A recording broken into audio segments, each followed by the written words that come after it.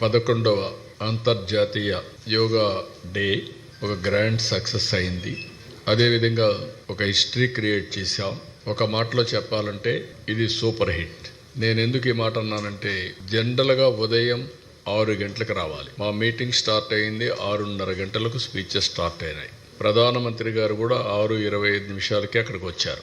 అలాంటిది early morning మేము కూడా అనేక ఏర్పాట్లు చేసుకున్నాం. స్కీమ్ ఏ, స్కీమ్ బి కూడా. వర్షాకాలం, ఒకవేళ వర్షాలు వస్తే స్కీమ్ బి కింద 30,000 మందికి ఇది ఇంటర్నేషనల్ ఈవెంట్ కాబట్టి ఏమాత్రం వాయిదా వేయడానికి వీలు లేదు. కాబట్టి స్కీమ్ బి కూడా రెడీ చేసుకున్నాం.